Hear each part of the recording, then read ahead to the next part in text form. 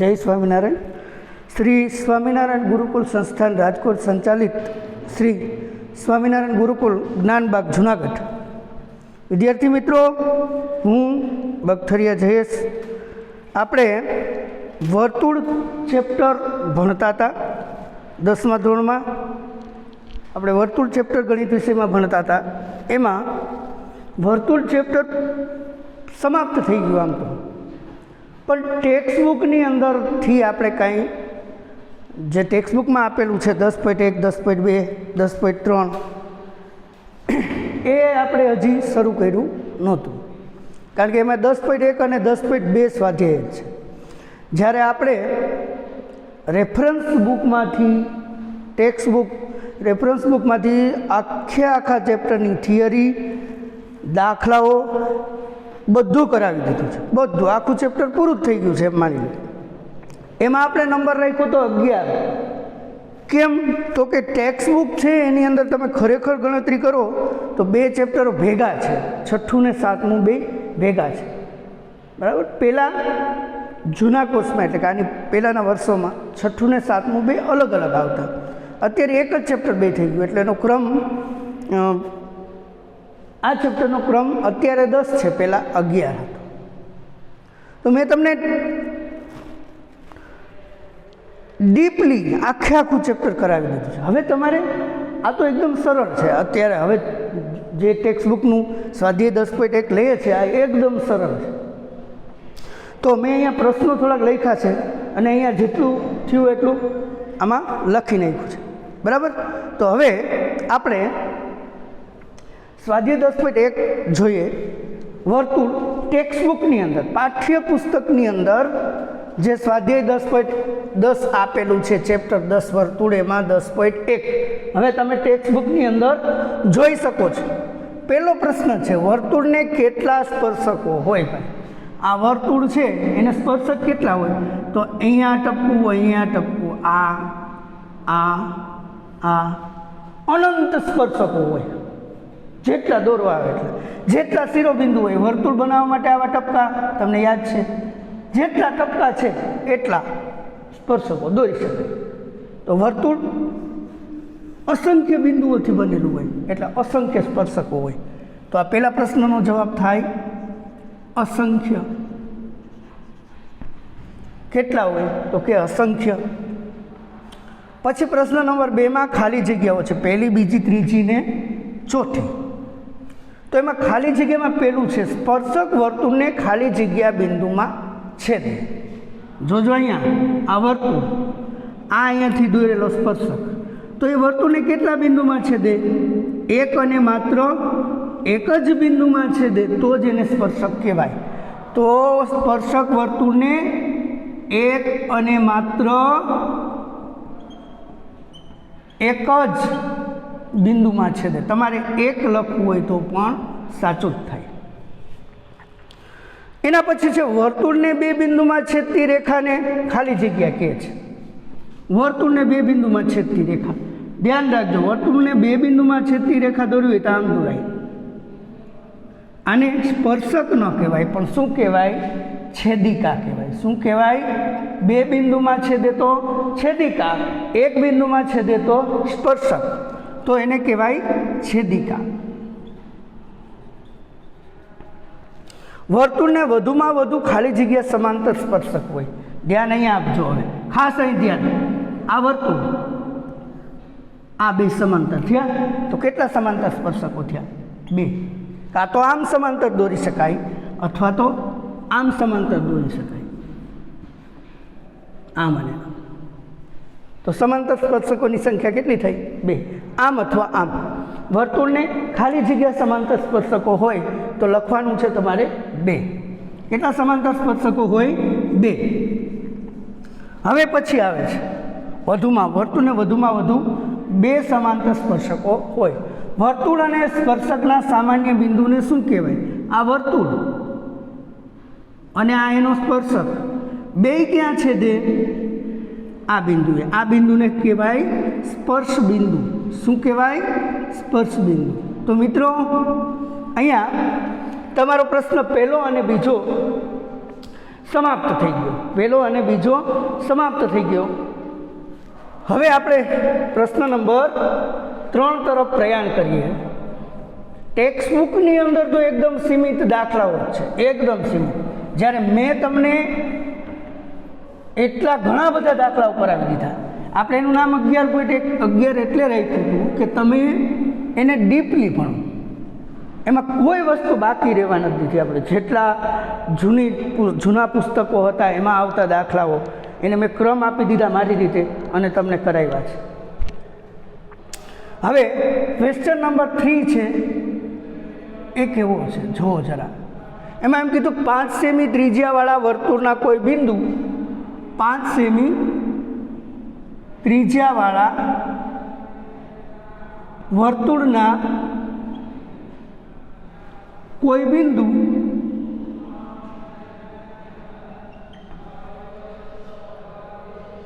પી આગળ દોરેલ સ્પર્શક, પી આગળ દોરેલ સ્પર્શક, આ રકમ છે મિત્રો, એ જોઈને જ લખવી પડે. 5 સેમી ત્રિજ્યાવાળા વર્તુળના કોઈ બિંદુ પી આગળ દોરેલ સ્પર્શક PQ કેન્દ્ર O માંથી પસાર થતી રેખાને Q બિંદુમાં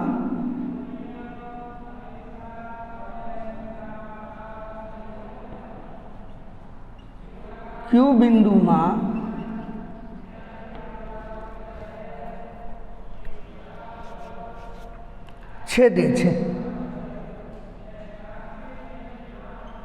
OQ બરાબર 12 હોય તો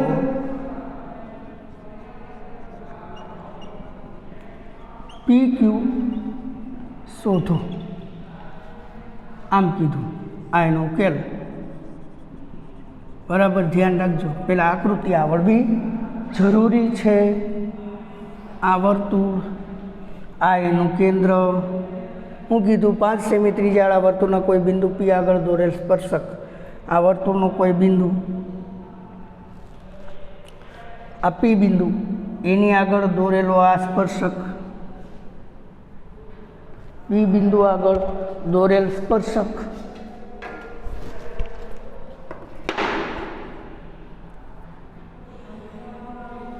આ સ્પર્શક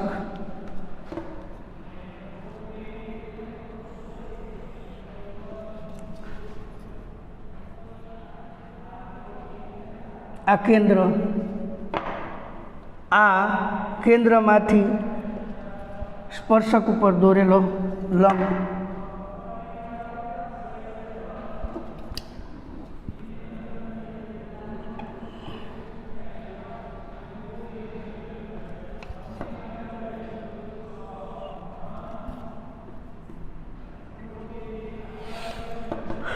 આવો આમાંથી પસાર થતી રેખા, આ રેખા વર્તુળને ક્યુમાં પસાર થતી રેખાને પી ક્યુ કેન્દ્ર ઓ માંથી પસાર થતી રેખાને, કેન્દ્ર ઓ માંથી પસાર થતી રેખાને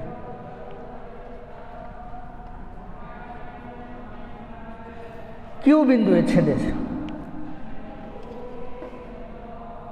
લંબાવી દો જરા, આ નામ આપી દઈએ, આ રેખા XY. થઈ ગયું.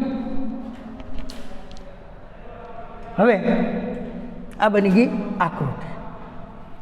તો આકૃતિ મુજબ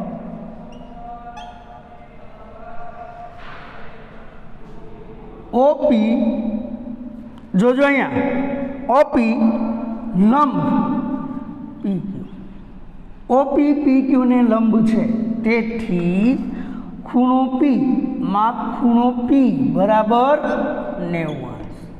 ખૂણો P બરાબર 90°. થઈ ગયું. હવે અહીંયા જોઈએ આપણને 5 સેમી ત્રિજ્યા છે, તો OP બરાબર ત્રિજ્યા R થાય, R બરાબર 5 સેમી છે. પછી શું આપ્યું છે તો કે OQ બરાબર 12 સેમી, આ આપેલા છે 12 સેમી, તેમજ OP બરાબર ત્રિજ્યા બરાબર 5 સેમી, પછી છે PQ બરાબર કેટલા સેમી છે 12 સેમી। તેથી પાયથાગોરસના પ્રમેય મુજબ ભાઈ અહીંયા કાટખૂણો બન્યો તો આ કર્ણ થાય તો કર્ણનો વર્ગ બરાબર એક બાજુનો વર્ગ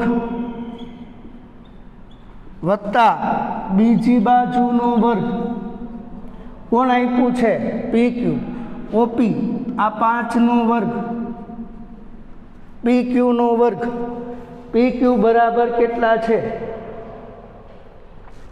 PQ બરાબર કેટલા છે, PQ આપણે કેટલા છે, PQ બરાબર 12 આપ્યા છે, OQ બરાબર 12 આપ્યા છે, તો અહીં 12 મૂકી દઉં ને, અને આ PQ મેળવવાના છે, મેં અહીંયા ખોટું લખ્યું છે, મેળવવાના છે, 12નો વર્ગ થાય 144,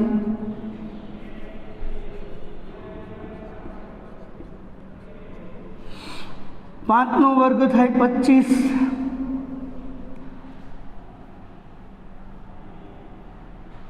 પ્લસ PQ નો વર્ગ, સો ધેટ PQ નો વર્ગ બરાબર 144 માઇનસ 25, 14માંથી 5 જાય તો 9,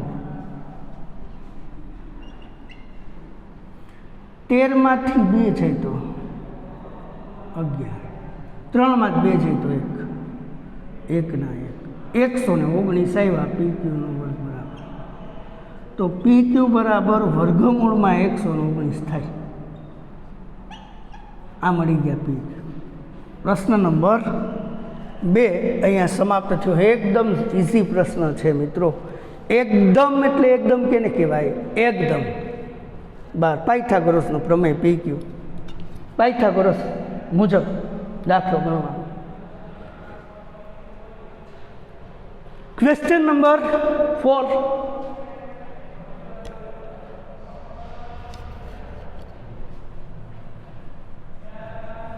આકૃતિ ખાલી છે દોરવાની, બીજું કંઈ દોરવાનું નથી।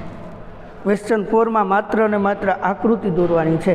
કોઈ બિંદુ, એક વર્તુળ દોરો જે પૈકી એક વર્તુળનો સ્પર્શક, હવે તો તમારી પાસે પણ રકમ છે એટલે મારે લખવાની જરૂર નથી, પણ છતાંય ટેક્સ્ટ બુકમાં જ જોવાનું છે। હવે તમારે સ્વાધ્યાય 10.1 આપણે પહેલો, બીજો, ત્રીજો પ્રશ્ન પૂરો કર્યો। હવે આવે પ્રશ્ન નંબર 4। પ્રશ્ન નંબર 4માં જોઈએ, પ્રશ્ન નંબર 4માં જોઈએ તો આ રકમ એવી છે કે એક વર્તુળ દોરો, એક વર્તુળ દોરો, થઈ ગયું? જે પૈકી એક વર્તુળનો સ્પર્શક, જે પૈકી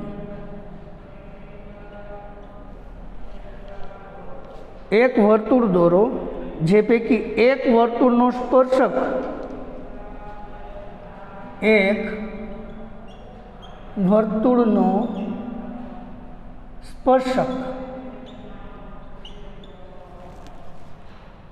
બીજા વર્તુળની છેદિકા હોય, જે પૈકી એક વર્તુળનો સ્પર્શક બીજી વર્તુળની છેદિકા હોય,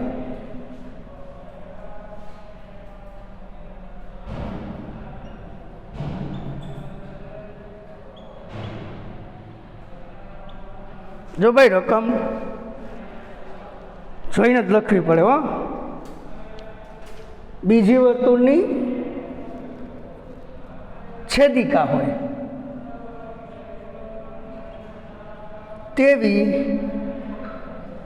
આપેલ રેખાને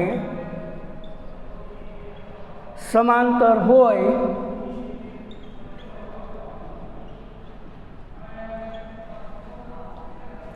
તેવી બે રેખા દોરો.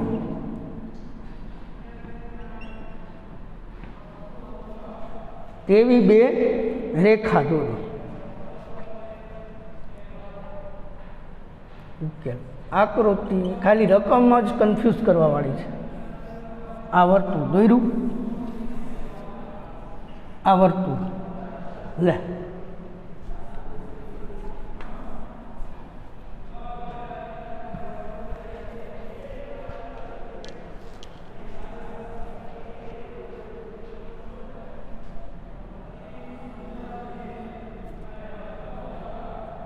આ વર્તુળ, આ એનું કેન્દ્ર,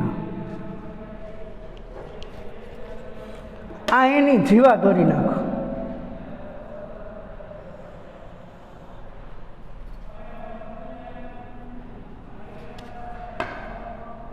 આ એનું સ્પર્શક દોરી નાખો.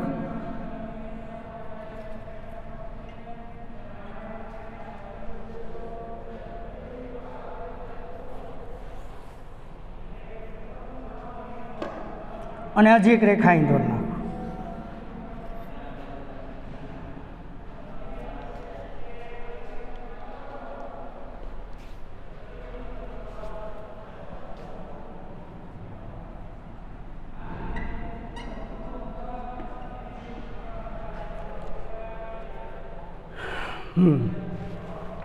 બરાબર ધ્યાન દેજો મિત્રો. એક વર્તુળ દોરો, જે પૈકી એક વર્તુળનો સ્પર્શક, આ એક વર્તુળનો આ સ્પર્શક, બીજી વર્તુળની છેદિકા એન છેદિકા હોય તેવી આપેલ રેખાને સમાંતર હોય તેવી બે રેખાઓ. એક આપેલી રેખા છે એલ, વર્તુળ આ આપેલી રેખાને આ બંને સમાંતર હોય એમ દોરવાના છે. એક વર્તુળ દોર્યું, આ એનો સ્પર્શક દોર્યો, આ એની છેદિકા દોરી, આ બંને રેખાઓ છે એને સમાંતર હોય એવી એક રેખા દોરો. આટલું દોરવાનું છે. આ પૂરું. આટલું. અહીં આનું જરા વિવરણ કહી દઉં તમને. અહીં એલ આપેલ રેખા છે, બરાબર. રેખા એમ સ્પર્શક છે અને રેખા એન છેદિકા છે. એમ સમાંતર એન સમાંતર એલ, બરાબર. એમ એન ને સમાંતર છે, એમ એલ ને સમાંતર છે, એમ એન પણ સમાંતર છે, અથવા એમ સમાંતર એલ, એન સમાંતર એલ. એમ અને એન બંને રેખાઓ એલને સમાંતર છે. આપેલ રેખાને સમાંતર હોય તેવી બે રેખાઓ દોરો. આ રેખાને સમાંતર હોય એવી બે રેખા મેં દોરી નાખી. સમજાણું? પાછું આવું છે, આને સમાંતર છે, આને પાછી આ બે સમાંતર જ છે, પણ એ માગ્યું નથી, છતાં એમાં દેખાય છે.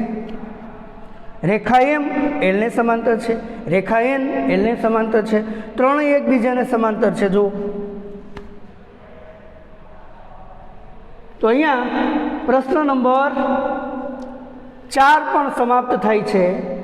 તો વિદ્યાર્થી મિત્રો, આજે આપણે 10.1 સ્વાધ્યાયના 4 પ્રશ્નો અહીંયા પૂરા કર્યા. એટલે કે સ્વાધ્યાય 10.1 લગભગ પૂરું થઈ ગયું. હવે આવતા લેક્ચરમાં આપણે સ્વાધ્યાય 10.2 જોશું. ત્યાં સુધી બધા જ વિદ્યાર્થી મિત્રોને મારા જય સ્વામિનારાયણ. આવજો.